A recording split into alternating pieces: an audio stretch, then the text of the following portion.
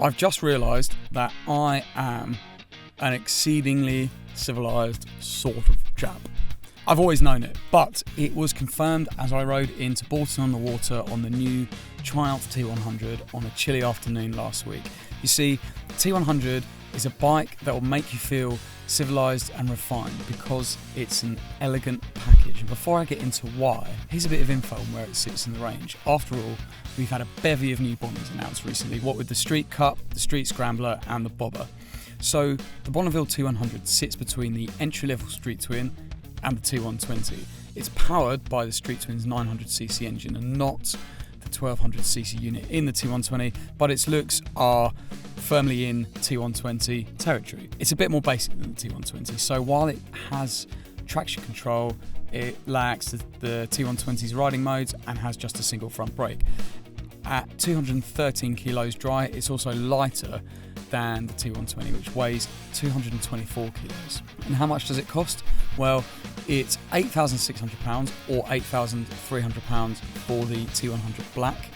So that makes it cheaper than the T120, which costs £9,800. Back to feeling civilised and refined. There's a reason the T100 made me feel like that, because with styling that tips its hat to the original 1959 bonnet, it's an elegant package and it apes the original bike silhouette to fine effect. And it's well finished too. Nice details like the brushed aluminium engine covers, bolt-on badges, and the use of chrome on the mirrors, clocks, headlights surround. All these things make it feel worthy of everyone's attention while you sip your tea at your favourite Sunday morning caf. Without doubt, the T100 and I look like a class act as we burble through numerous quaint Cotswold villages, although actually, to be honest, the bike could probably take most of the credit for that. And its looks are matched by a great sound. It's got two little pea-shooter exhausts that give off a deep, lazy burble that gently builds as the engine gets into its stride. It's a bike that sounds like it looks, and it gives off the kind of noise you'd expect to hear from a bike in an old film. So, thanks to its dapper looks and a nice soundtrack, the T100 scores top marks from me when it comes to pottering through town and feeling like a gent. But I'm most partial to making hedgerows rush past in a blur. The 54 horsepower 900cc liquid-cooled 8-valve parallel twin engine starts to deliver its 59 pounds-per-foot of torque as soon as the throttle is opened.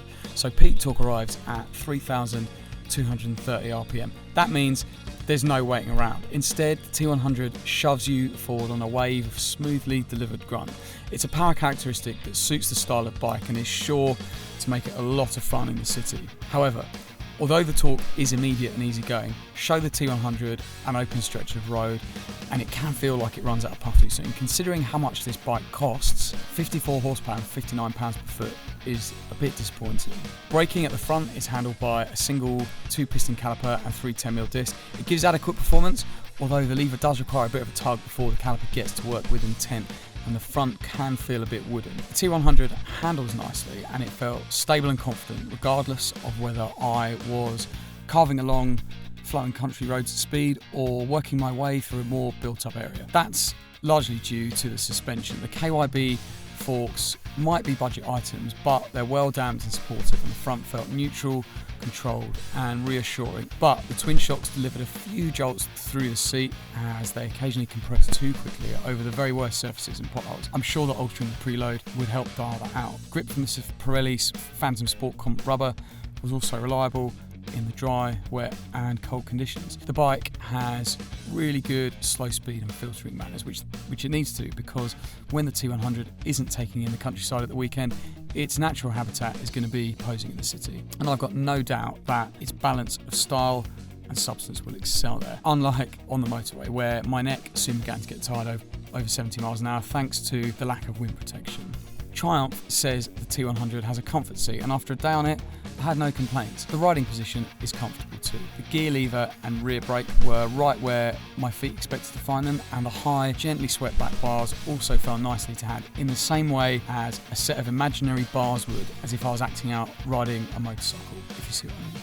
Anyway, it's a position that creates an excellent feeling of balance and control, and is something that disguises the T120's 213 kilo dry weight, because once on the move, it feels lighter than it is. As an entry into the Bonneville family, the T100 is the most premium offering. It's more than £1,000 more expensive than the Street Twin, but crucially, It feels that bit more special because it's finished to a higher standard and is adorned with many of the T120's quality touches. It's cheaper than the T122, but it still delivers that same Bonneville heritage. Considering its modest power, style has to be the main reason for desiring one, and I dare say that it could tempt a few prospective T120 customers who are more bothered about looks, not power and weight. Either way, there aren't many bikes up there that exude the same kind of class and civility as the new Bonneville T100.